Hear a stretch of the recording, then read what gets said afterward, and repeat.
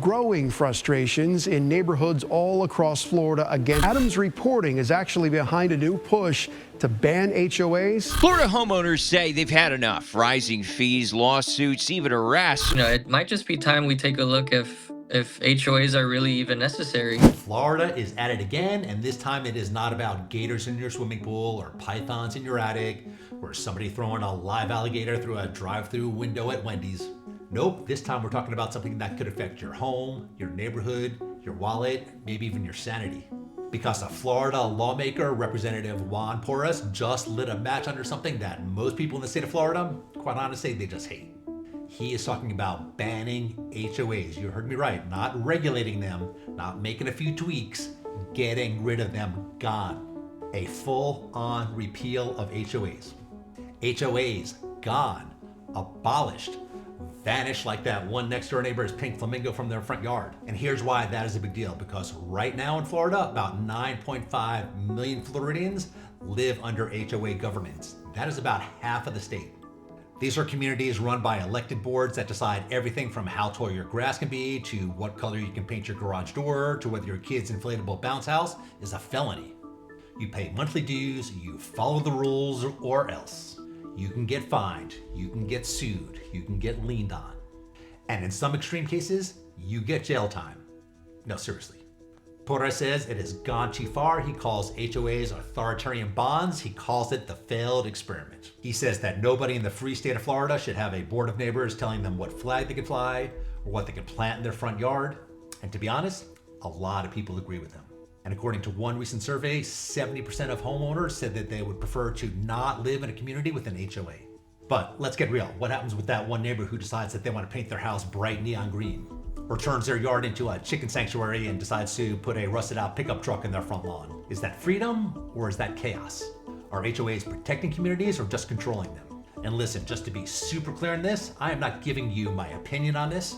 I'm not here to tell you whether or not HOAs are essential or if they're just evil. I'm just here to ask the hard questions and just give you the facts and let you, the people who live with these rules, decide for yourselves. Okay, so today we're breaking it all down. What this possible ban would mean, the pros and cons of HOAs, why this affects communities like Lakewood Ranch where I live, and whether we're witnessing the end of an era. All right, buckle up because this one is gonna get heated. Let's get into it. So what the heck is really happening in Florida right now? Because this isn't just some random online petition or a viral rant in some Facebook group. This is coming straight from a Florida lawmaker, and he is not whispering about it. Representative Juan Porras, a Republican from Miami-Dade County, is floating the idea of a statewide ban on homeowners associations. Now, one Miami lawmaker says might be time to get rid of them. And it might just be time we take a look if HOAs are really even necessary. Maybe we should just do away with homeowner associations as a whole. And yes, he means all of them. Whether you pay $50 a year or $600 a month, whether it's a condo board, a gated community, or a sprawling master plan neighborhood, he is talking about pulling the plug. On social media, he said, and I quote, "In the free state of Florida, we should not have authoritarian boards dictate your day-to-day life with no accountability." He calls HOAs authoritarian bonds and says it might just be time to abolish them entirely. Not reform, not clean up, just delete them. And honestly, it is not hard to see why people are so fired up. Okay, let's run through a few real-world examples that help spark this movement. A woman in Hillsborough County jailed because her grass wasn't green enough. Yes, actual jail because her lawn was too dry. So the woman in the mugshot right here wanted us to tell you her story, and she wanted us to show you her mugshot. She was arrested and spent a week in jail for what started out as an HOA complaint over her lawn. It makes me feel horrible. Like I work hard, I work hard to buy this home, for me and my kids in a better neighborhood and environment, and to be taken to jail and to be treated like that for brown grass at my own home, it's horrible. Another homeowner almost lost her house in a legal battle all over the color of her exterior walls because beige wasn't beige enough. A man in Volusia County was sued by his HOA for, wait for it, putting up a flagpole. Neighbors are coming to a disabled veteran's defense as his HOA is suing him over a flagpole. He's called me crying that they're harassing him and bullying him. He kept the flagpole up, wound up getting fined $1,000 in total, and now is being sued because he didn't pay that fine. He served this country. He's paid his dues. They want to get him on a flagpole and some weeds in the lawn. It's pathetic. Truly, it's pathetic. Just a flagpole, not a billboard, not a satellite dish, just a flag. For many homeowners, the HOA isn't a neighborly watch group. It is a private government with the power to fine you, sue you, and take your home. But let's not pretend it's that simple, because here's where it gets really messy. If we do ban HOAs, who steps in to maintain order? Because sure, it sounds amazing to say, no more dues, no more rules, I can finally paint my house purple and raise goats in the front yard. But should you? Who's gonna mow the medians? Who's gonna clean the community pool? Who's gonna keep your neighbor from running a car repair shop out of their front driveway? And this is where people start to split big time. Some people say, get rid of these wannabe dictators and give power back to the people. And other people say, without HOAs, my neighborhood would look like a garage sale threw up. So Porras' idea? It is not just bold, it is throwing gasoline on an already raging fire. Okay, so here's the thing. Porras, he has not filed an official bill yet. He says he wants to work on it before the legislative session ends in January 26, but he did previously file a bill aimed at tightening those rules around HOA elections and financial disclosures, so he's just not talking. One Miami lawmaker says might be time to get rid of them. And, it might just be time we take a look if HOAs are really even necessary.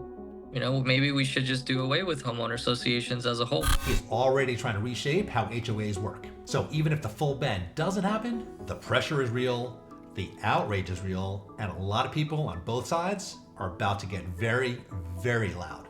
Okay, so that's the landscape. A frustrated lawmaker, millions of angry homeowners, a powerful HOA lobby in Tallahassee, and a potential law that could turn Florida's neighborhoods completely upside down. Now, let's take a deep breath, all of us. And let's look at what HOAs are actually supposed to do in the first place. Before we torch the entire system, we should probably ask ourselves, was this ever really a good idea to begin with? Okay, so a lot of people are ready to grab their torches and storm the HOA clubhouse. But before we start the bonfire, let's slow down a little bit and ask this. What are HOAs really supposed to be for? Because love them or hate them, HOAs surely did not just pop up to ruin your weekend. Here's the boring truth that a lot of people just don't want to admit out loud. HOAs exist because they solve a problem. Not always perfectly, not always fairly, but they keep neighborhoods looking uniform, clean, and desirable. And for some people, that's everything. One of the main arguments for HOAs is that they protect your home's value. You bought into a neighborhood with manicured lawns, quiet streets, matching mailboxes, not one where your neighbor turns their front yard into a gravel pit with a life-size Bigfoot statue, right? HOAs enforce rules that prevent property values from tanking because someone else decides to give up. Think of it as insurance for your curbmobile. You don't want to pay it, but you're real glad you have it until you're not. Who pays to fix the gate when it breaks? Who handles the landscaping at the front entrance? Who maintains the swimming pool or the tennis courts? Who pressure washes the sidewalks? Who plants the trees? Spoiler alert, it is not the city. A lot of newer developments, especially in Florida, they are built with the assumption that HOAs are going to handle those services. And they do. Not always cheaply, not always transparently, but those services are there. And if you pull the HOA out of that equation, who picks up that slack? Okay, let's be real for a second. Nobody likes rules. Until they need them, right?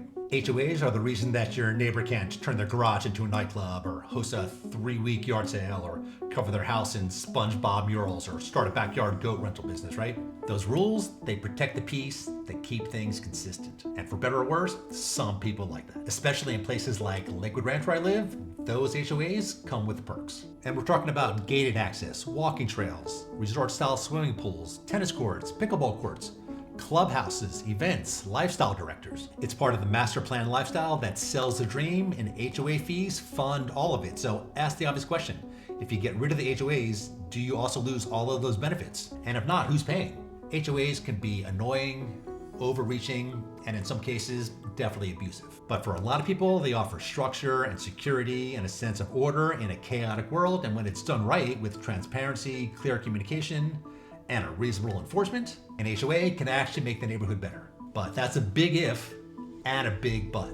Okay, so now that we have given the defenders a little bit of the spotlight, let's talk about the ugly side. The side that makes people snap.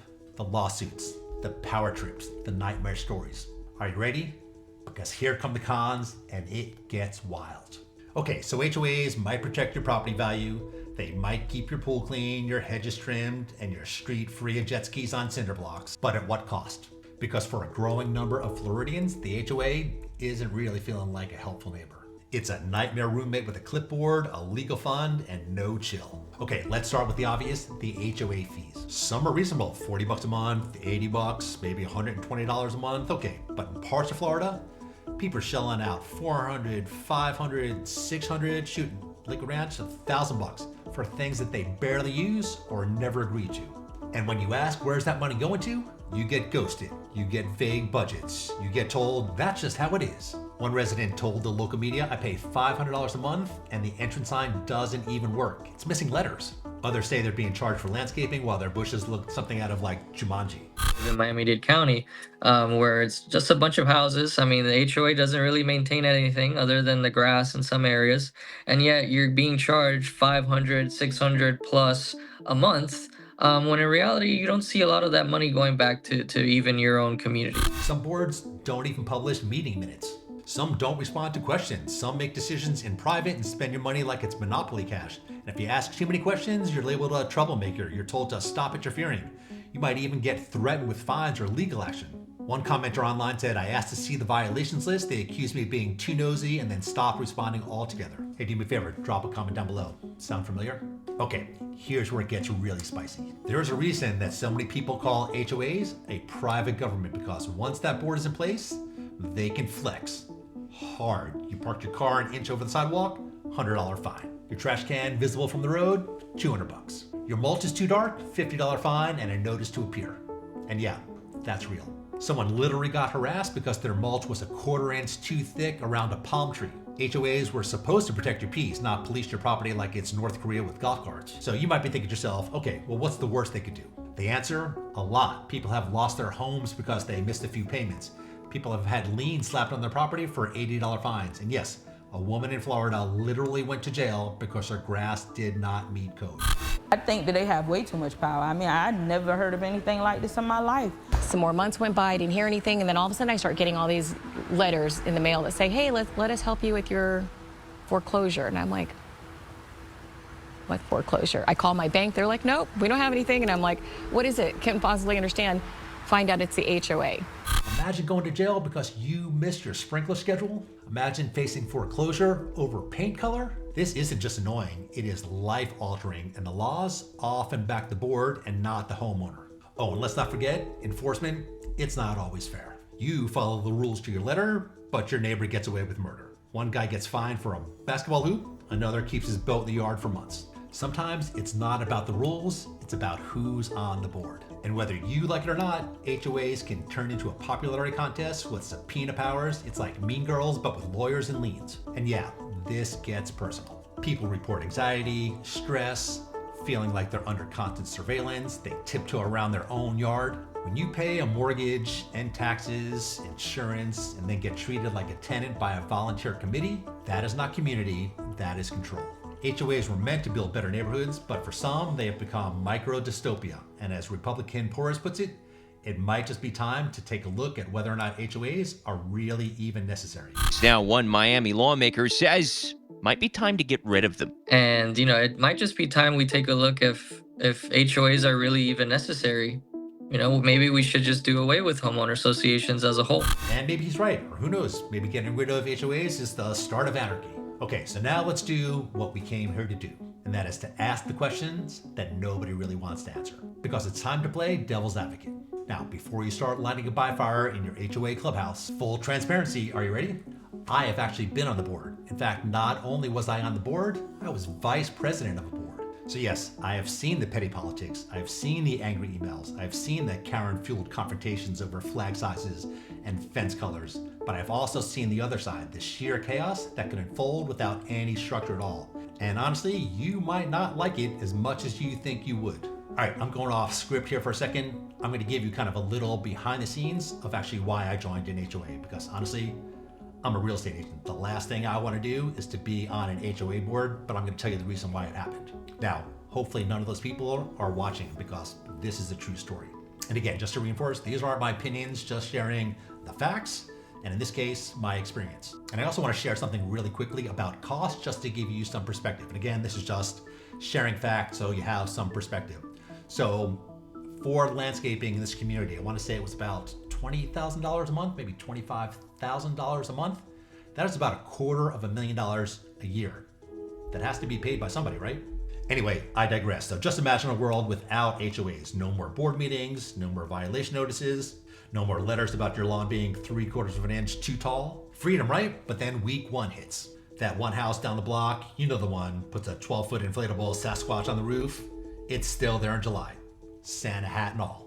Another neighbor just installed a chicken coop in their driveway. No fencing, no soundproofing, just clucking constantly. Someone else decides that their front yard is now a junkyard art gallery. Broken toilets, mannequin torsos, a pirate ship made of beer cans. You complain to the city, they say it's private property, not their problem. That is not exaggeration. In a lot of places, without an HOA, there is no enforcement of aesthetic standards unless something literally is on fire. Your next door neighbor converts his garage into a CrossFit gym, runs 6 a.m. classes with blaring EDM, and starts charging membership fees. Across the street, a guy installs a mobile taco kitchen in his front yard. Delicious? Sure. Permanent? Who knows? So, who maintains the neighborhood? Let's talk about services. The gate breaks, the fountain stops working, the pool turns green, Florida swamp green. Who fixes it? The county? The city? Nope.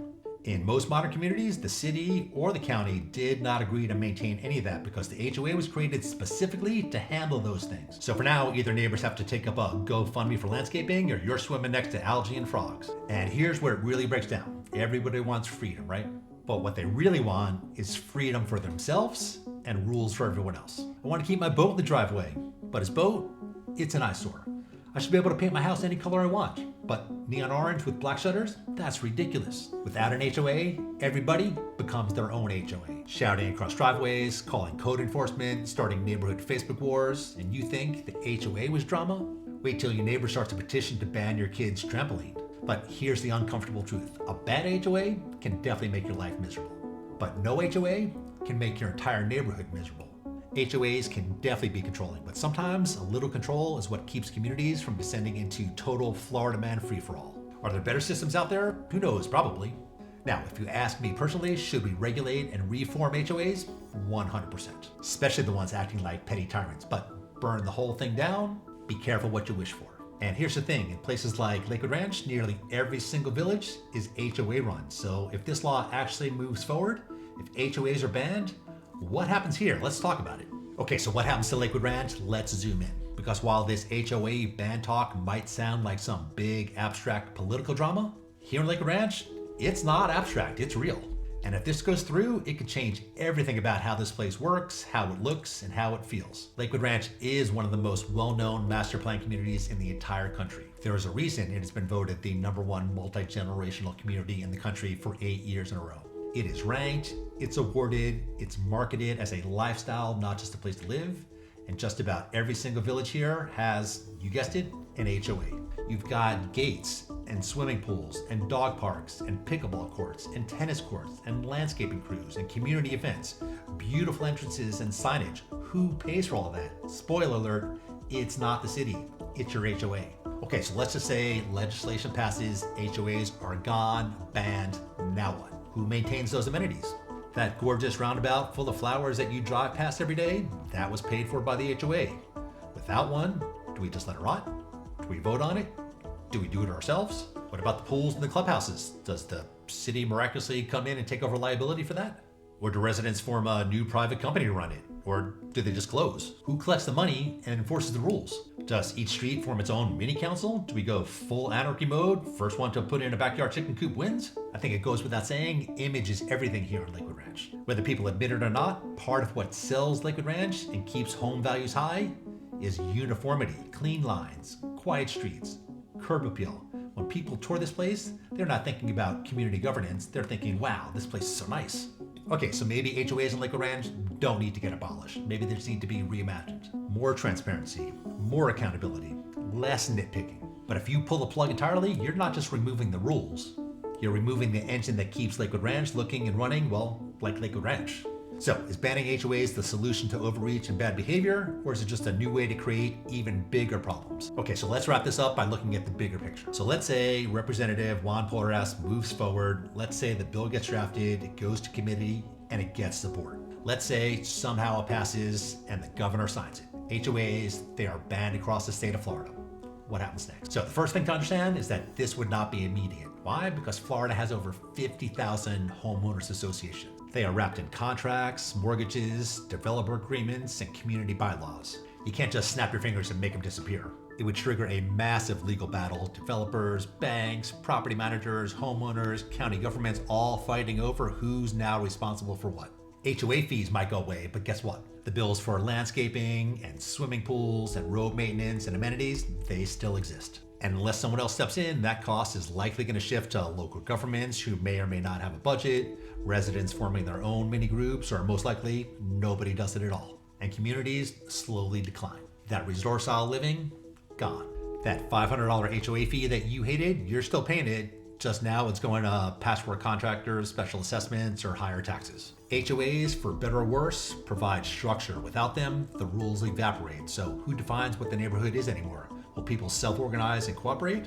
Or will it become the Wild West? Will conflict rise between neighbors? Or will people finally feel free to just live out their lives? This isn't just about paint colors and parking rules. This is about how we define community, about freedom, first order, about personal property for shared responsibility. And in a state like Florida with explosive growth, diverse populations, and wildly different communities, there may not be a one-size-fits-all solution.